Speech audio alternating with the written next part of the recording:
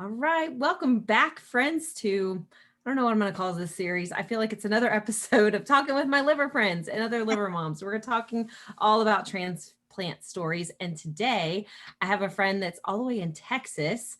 Thank goodness we have these awesome technology to be able to connect with. This is my friend Erin Babin, and we've never met in person.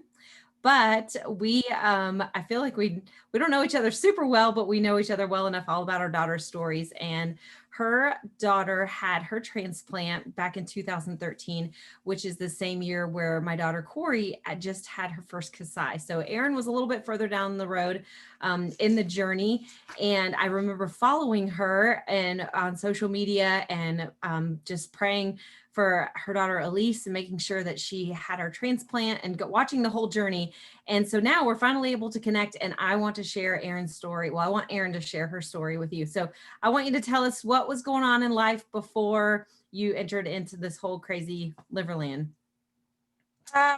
So my name's Erin. My husband and I, like you said, we live in Texas now. We're from Louisiana. My husband David, we met in Louisiana about 17 years ago. We've been married for 15 years. Lived in Florida for a little while. Where in Florida did you live? Naples. Okay, very fun. So lived there before we had kids, and then we moved to Houston in 2010, and we had our son. I was pregnant from our son when we moved here. And then he was 3 months old when I found out I was pregnant for Elise. Oh my So, goodness. so they were 11 months apart. Um, and yeah, So good both pregnancies, everything was well. both of them were born prematurely. Oh, Um, how early? Elise was born like 6 weeks early. Okay. Um, but other than that, she stayed in the NICU for 2 weeks, exactly, like 14 days, and she was discharged healthy, or Hmm. so we thought. And then it was I was getting ready to go back to work after maternity leave. And so I brought her to the pediatrician at 7 weeks old to get her routine vaccinations. And the pediatrician walked in and like literally just looked at her and said she should not still be jaundiced. Oh wow. And so I was like, I didn't think that she really was jaundiced. Mhm. Yeah, did Uh, she look like seemed fine? Corey seemed fine. I was like, your walls are kind of yellow. Her dad's tan. well, since she was born premature, she was under the Billy lights for almost the whole 2 weeks she was in the hospital. So when she came home from the hospital, she was tanned, and they said that that might take a while to go away. So her skin color was a little darker than mine is, but Right. I didn't interpret it like to be jaundice, and the Right. pediatrician definitely did when she walked in. Oh wow. Okay, so she's a little bit jaundiced, and then what happens? She said, "Well, let's get some blood work." So she drew a quick set of labs, and she said she immediately, thankfully, drew a split Billy, which they had never done in the hospital, even once, through all the lab draws over So two. for those, Over, wait, explain what the split bilirubin is, because a lot of people will be like, okay, what so is that? a lot of times, like with normal lab work, they'll draw a liver panel and it just shows the total bilirubin, which Right. of course Elise's total bilirubin was higher than normal ever since she was born, because she, like I said, she was born premature. But at 7 weeks old, when the pediatrician went to draw the blood work, because she said she should not still be jaundiced, she drew a split Billy, which splits the bilirubin into indirect Billy, or indirect, which is Direct. uncon or direct, which is conjugated. Mhm. And the direct or conjugated bilirubin should never be elevated. And Elise's was 3.6. So normal, I think, is up to 1.0.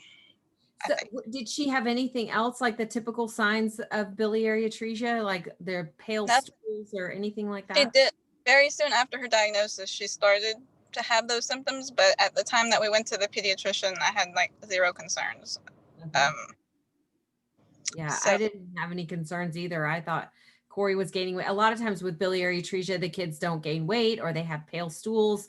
Uh, yeah, so there's a lot of things that you definitely always want to trust your mom gut for any new moms out there. And I also want to just also address to the new moms as well. This is very, very rare. Uh, Right. biliary atresia is not something that commonly happens, but it does happen. And that's why we want to get these stories out there to you. And my pediatrician actually had another BA child a couple of years older than Elise. So it was Really? not her experience with it, which is awesome. Because I mean, like I said, like you said, it's so rare. I wouldn't have been surprised if she had said she never had another patient with it. But like, so when she drew the blood work and the split Billy and the direct Billy came back elevated, Mhm. she literally pulled out a medical textbook and showed me what she thought it was. She says there's a good chance this might be biliary atresia, and I was like, what? Yeah, I was gonna say, had you ever heard of it before? No. And so she said, you need to go to Texas Children's tonight, and I was like tonight, and she was like, yes, I'm gonna call, and you need to bring her tonight. And I had a 1-year-old at home. My husband was at work. He, would usually work until pretty late. He's a nurse anesthetist, but he works at a different hospital. So I called my husband on the, hysterical, and I said, I don't even know what she said. I couldn't even pronounce biliary. And Right. I kept trying to say it, and I read it to him, and he goes, "Are you saying biliary atresia?" And I was like, "Yes." And he's like, he said, "No." He's like, "It's not going to be that." He's like, it's that's really rare. And I was like, "Well, she wants me to go to Texas Children's tonight, and so that's what I'm going to have to do." How far And away were you from Texas Children's? about an hour. Okay. So we went that night. I just told my husband, look, hopefully they check her out and they rule it out, and I'll just be home sometime tomorrow in the morning. Right. But that did not happen.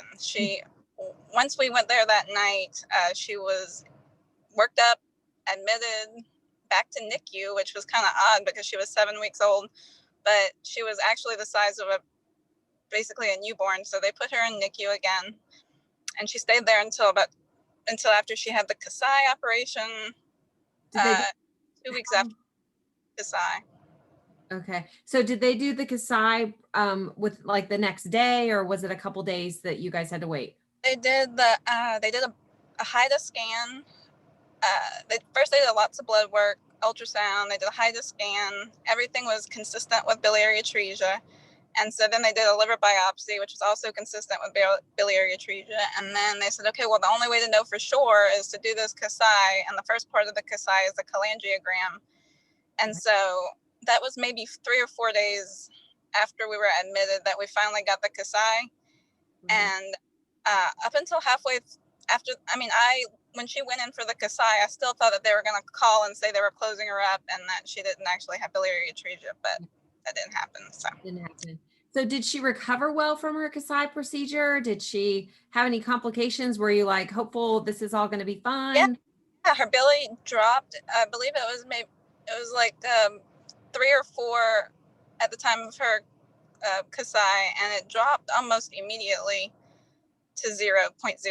And so everybody was just, excited, hopeful. They said, she might be in the small percentage of babies that can stay Kasai only and never need a transplant, but she may need a transplant. We just have to see. And so, they declared the Kasai successful for sure by 2 months after the Kasai. They said Right. the Kasai is successful, and we'll just watch her. But then she started with failure to thrive. She stopped gaining weight. She actually lost weight. She had to be put on a feeding tube. Oh, So goodness. So what were all of the emotions and the things that you were feeling during this time? Were you, I mean, you're postpartum, you've got a 1-year old, and now this. How did you get through that? support, family support. My husband, um, you know, my husband, his employer was super supportive. So he was able to at least spend a lot of time with us. I believe some of his coworkers donated time off from work, so I wasn't by myself. I had my parents would come to Texas from Louisiana. I had my husband, friends. Right.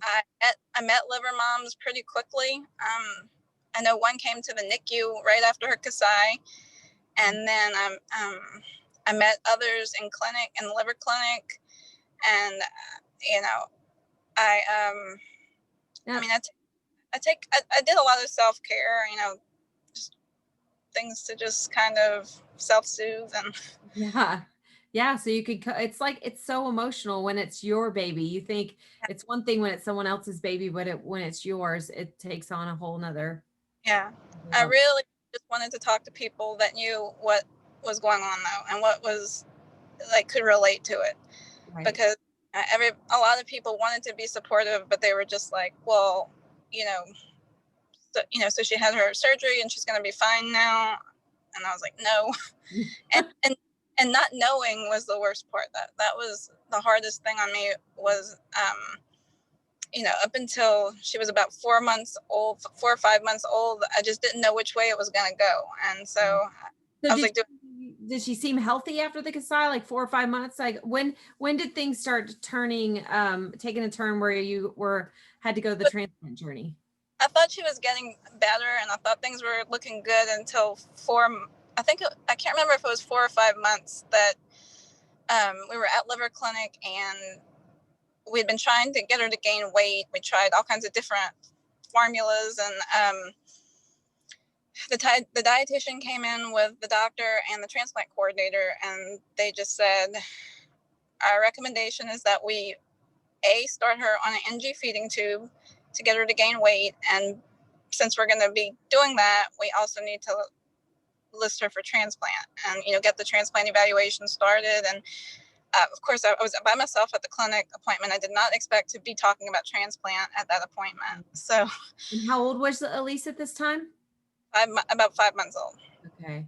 And so I was freaking out, and I just said, no, I cannot. I mean, her bilirubin her direct bili was 0.0, so she was not jaundiced at all.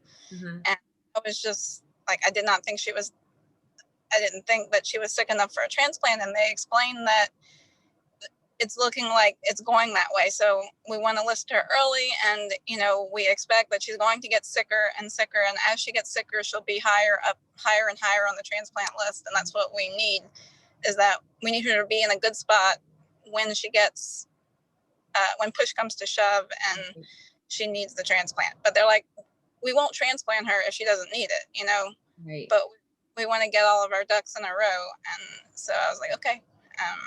So then did they start the transplant evaluation process then? Yeah, they did. I want to say maybe the next week we went in for 3 days in a row of lots of blood work, lots of tests. And then maybe a week after that, the medical review board met and determined that she would be listed. And so that was that.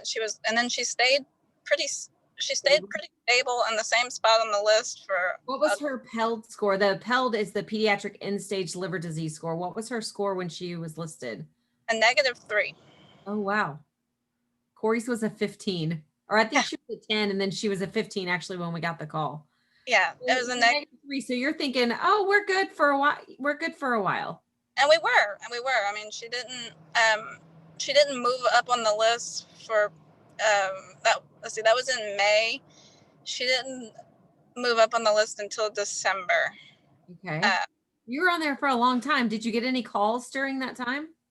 The only 2 calls we got was once her PELD score was all the way up to 30. That was our first call, and then and that did not work out. Okay. And so we got another call about 10 days later when she had a PELD of 32. Did they bump her up in between from -3 to 32? Did they bump her PELD score up? She went from a 17 to a 28. No, from a 17 to a 30 to a 30. Wow. Was she getting sicker, noticeably sicker? She was. Like I said, she wasn't gaining weight. She had the NG tube. She had 2 full-blown episodes of cholangitis, which is a pretty severe, liver infection. She had to get PICC lines. She did 6, both times she had cholangitis. We went through 6 weeks of IV antibiotics. Yeah. She was being admitted to the hospital like at least once a month for something. Right. Fevers, unexplained fevers. Like I said, no weight gain. She had her labs were all elevated. Her liver panel was not normal. It was elevated, but it wasn't super crazy. Right. it just kind of stayed elevated. Okay. And then her clotting factor started to kind of get worse. I want to say around December. She was about a year That old. like, mom gut feeling like it's going to be time, like it's getting closer. Yeah. In December, her diapers started to look like I was concerned that there was blood in them. Okay. But my husband would look at it and he was like, no, I don't think that's blood. And then I convinced myself that it wasn't. And then a lot of my liver moms said, you're going to know if she has a bleed, you're going to know. And so I was like, okay. And then January rolled around and she had some diapers that I really was, so concerned that I brought the diapers to the hospital, to the lab, and I asked the coordinator to have them check for blood. They said, well, there's trace amounts of blood, but it's nothing that's like that serious right now. We're just going to keep watching her. But at that point, I was on high alert. Like, I just kind of felt like one day it's not going to be just trace amounts. And then in February, she did have a full blown. Oh, and by that time in January, she was getting real swollen. She had ascites. That's where their bellies get really distended. So it wasn't as bad as some babies, unfortunately, that I've seen, but her belly definitely was swelling, and we had several ER visits for that because I felt like she was having problems breathing with it. And so at that point, they started to bump her PELD score up, like, little by little. Like I said, it went to a 17 first, and then a 28 or 30, and then 32. And then in February, she had a major bleed. So was there like, she's just had, was there a ton of blood in her diaper? Is that where, yeah, when I went to, I thought she looked funny on the baby monitor, and I went to her room, and before I even saw her, when I opened the door, I could smell that there was something that was not right. Like, I could smell that it wasn't a normal, dirty diaper. Right. And I, of course, looked at her, and I mean, it was flooded. It was a lot. I brought her downstairs. My husband just, didn't even take a second look. He was just like, put her in the car and we could go to the hospital, so I felt like I could get her to the hospital, quicker, just bringing her myself.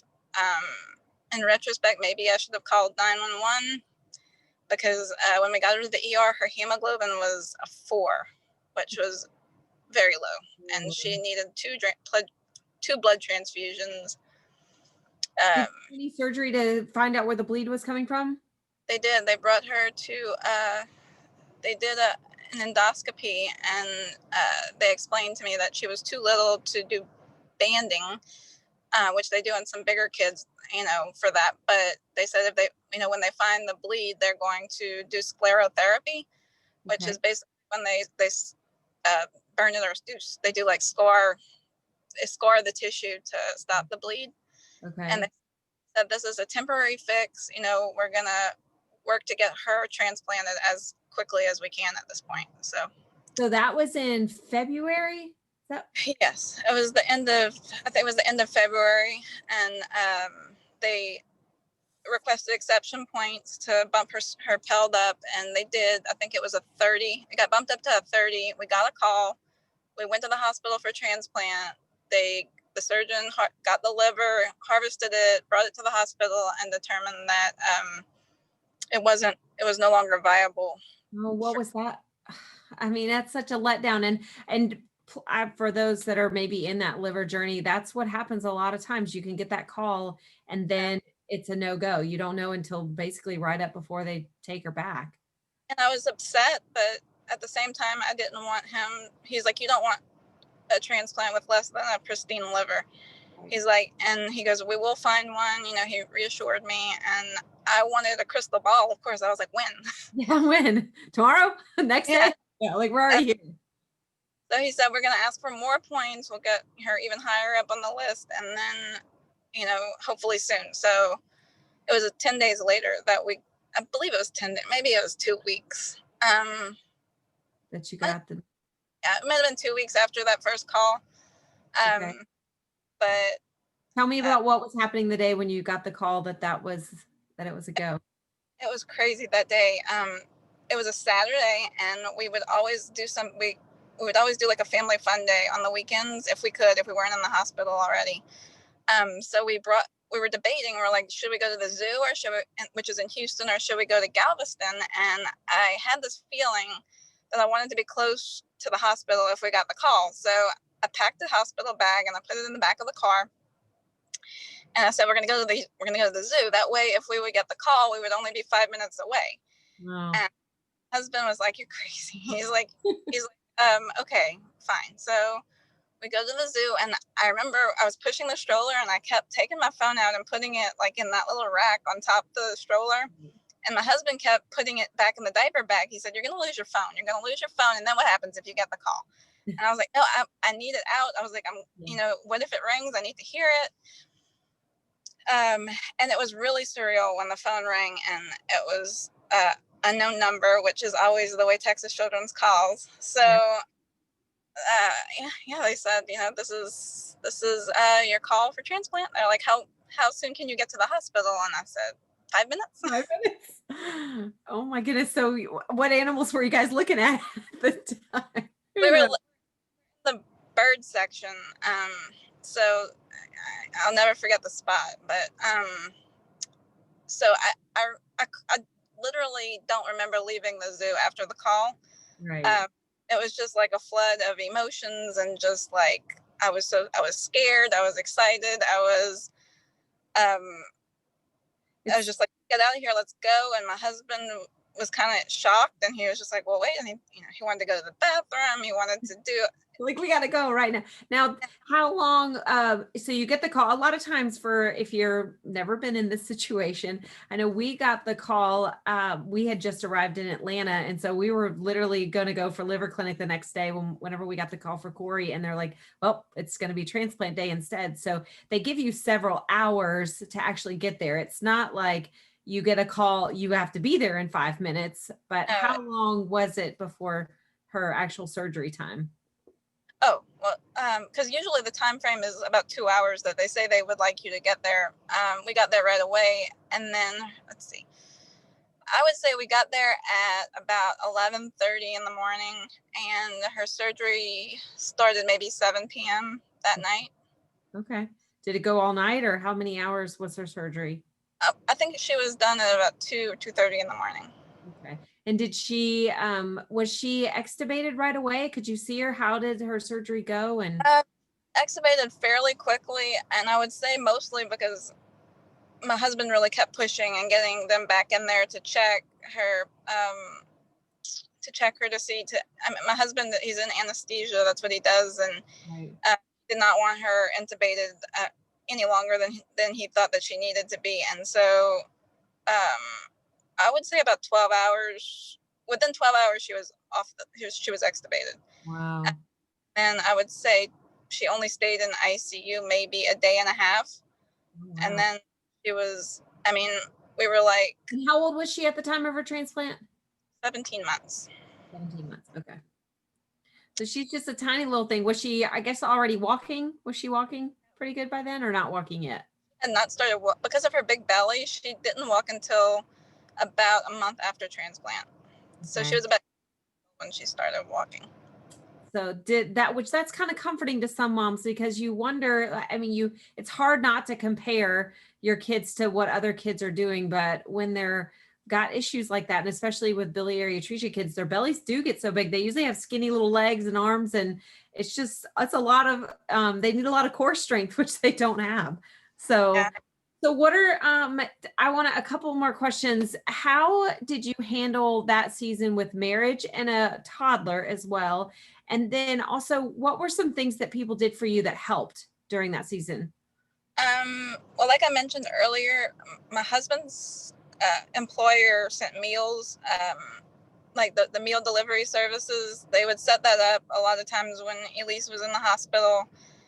Some of his coworkers donated time off, I believe. My parents came almost any time that we needed somebody to keep Ethan. Right. My parents were right there. I mean, they weren't right there. They came from Louisiana, Right.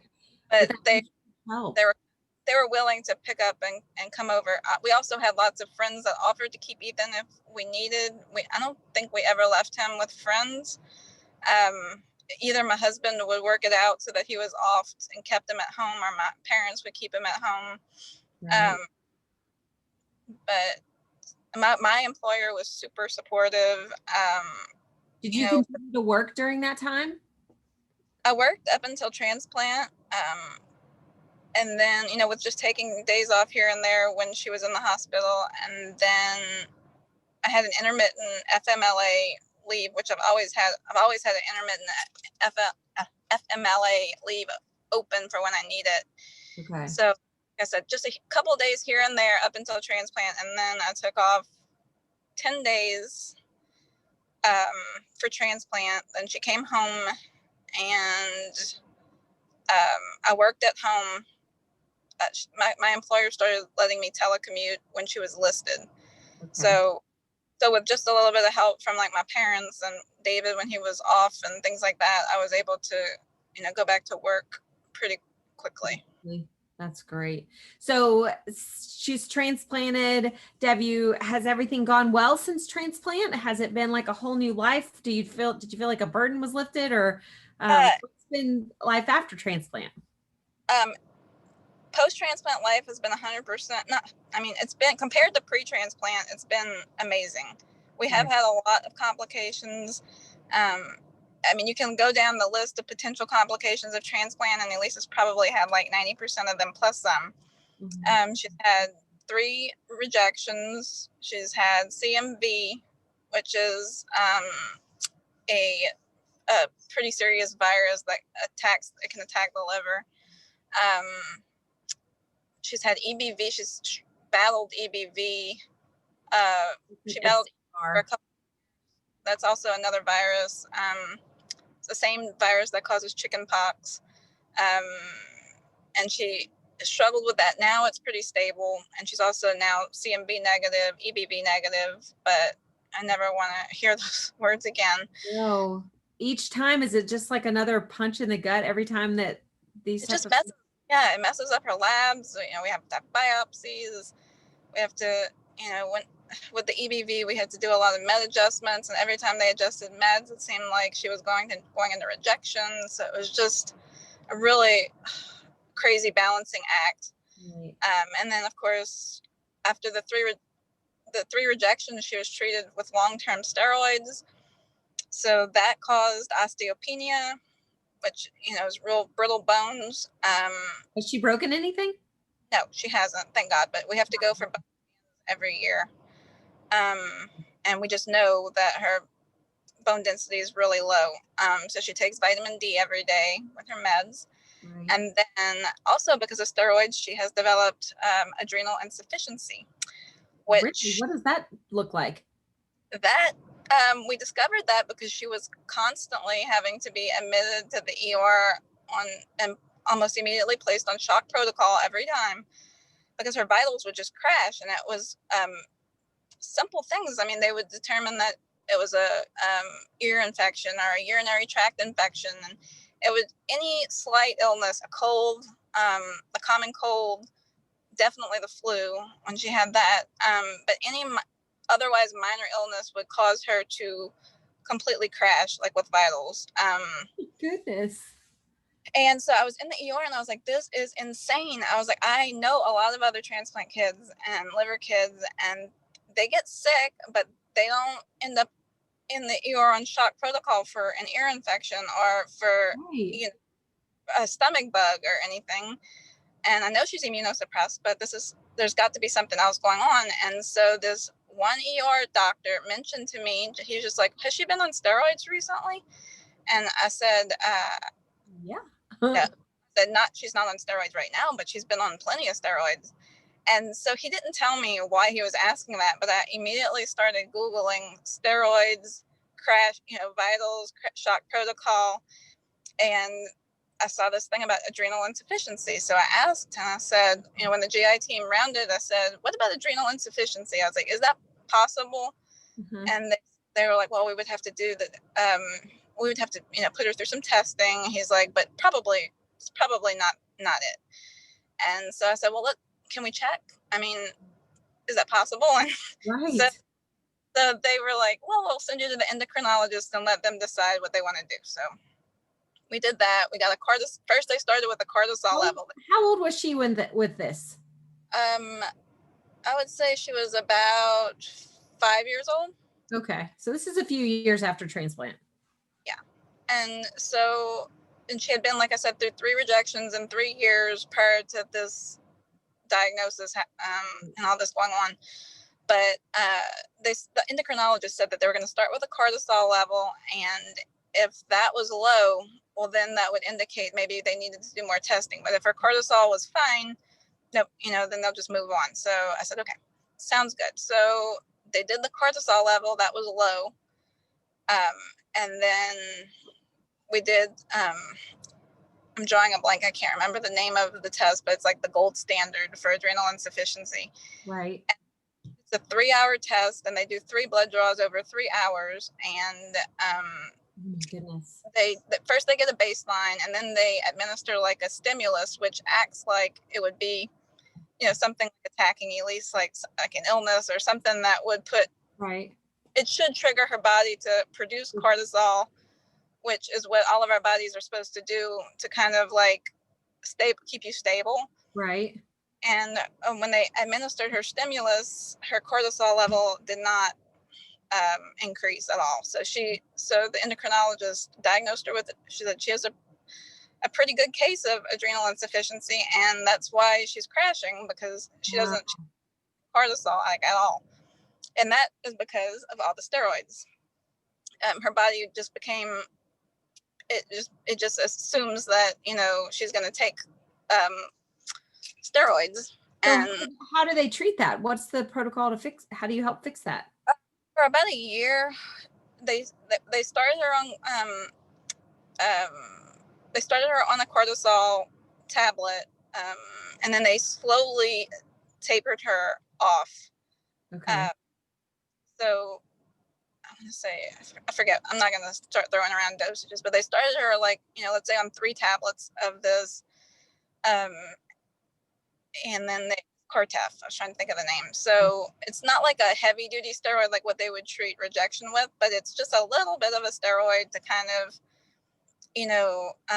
give her something. And then, right. And then they said that even after we tapered her off, they always wanted us to have it available. And anytime she shows the slightest sign of being ill, we're supposed to, immediately start the Cortef protocol. And we even have an injection. It's, if it would be something serious, like a broken bone or something that really, is something traumatizing, we would give her an injection, which is a very high dose of it. But otherwise, if she just starts to get a cold or, vomiting or an ear infection or anything, fever, they want us to give her the Cortef tablets, and it keeps her from having.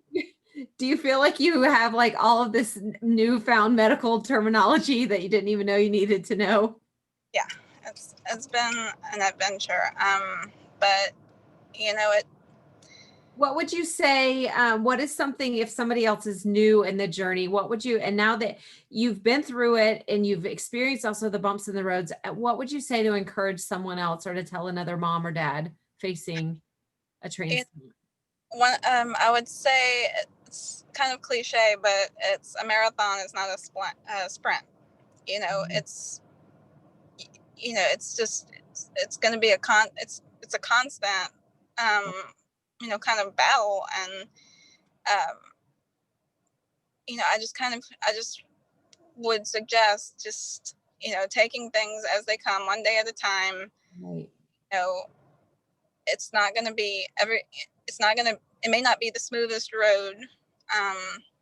There's going to be bumps, but you just take one at a time, and don't just try to, don't just try to be done with it, or just assume. You have to keep fighting. So Elise is she 10 now? She's 9. She's 9. What is she totally into now? And what do other families like have to look forward to once they get through their transplant? Third grade. She was in gymnastics. She did 3 years of dancing, which she loved, but she kind of got burnt out. She wanted to try something different. So now she's in gymnastics. Um, she even tried jujitsu for a while because Oh, her wow. brother was in jujitsu and she got jealous and competitive and she wanted to try that out. But as soon as she did that for maybe 3 or 4 months, and then she was like, okay, been there, done that, moved on. Right. So I know that you guys also do several stuff for like Donate Life, or how would you encourage other people to? Oh yeah. So yeah, I volunteered for Life Gift and Donate Life. I got into running, and so I always run for a reason. Mhm. Which support Donate Life America. Um, I have volunteered for the American Liver Foundation, gone to Washington D.C. as an liver advocate on the Hill, and things like How does someone go about getting involved? um, contact your local, like for American Liver Foundation or Texas Liver Foundation. You would just contact, I would say, the local branch, Okay. and just let them know that you're interested in advocating, and it really is empowering. And make even meet people, make even more connections. Right. I mean, I've gotten a lot out of the volunteer work and just feeling like I'm doing something, because it's a really terrible feeling to feel like you're helpless and Right. like you can't do anything to make a difference. So Right. Well, I know that you are making a difference, and I know that you also got a little one that's going to be coming back in the car soon. Because dance or gymnastics is out. Did she have gymnastics tonight? no, she's at mathnasium, which is Oh, like gymnasium, except it's math. yeah, that's so cool. So I need to look into that. Well, Erin, thank you so much. You've kind of inspired me. I'm thinking like I need to call now that we live in South Carolina. I'm like, I need to call our local South Carolina Donate Life and see how I can get involved and give back. I always want to do something. And that's kind of like why I want to do these interviews, is to be able to give some hope. And we're of course our method of giving back now in honor of Corey's liverversary is her pajama drive. So I've got my teenagers shopping right now. For more PJs. So, well, thank you, Erin, for your time, and thank you for doing this. thank you. And if anybody wanted to reach you, you've got another liver mom that's in Texas or anything like. What's the best way for someone to reach you? Is it email or Facebook or? You can find me on Facebook or my email. I can give it to you right now. It's ebabin, lcsw@gmail.com. Okay, perfect. Perfect. Because I know there'll be moms out in Texas who want to connect with other liver moms, and you're a great person for just to be an encouragement and a source of hope for them. So, all right. Well, thanks, friends, for watching. And thank you, Erin, for your time. And go love on that girl. Well, All bye. right. Take care. All right.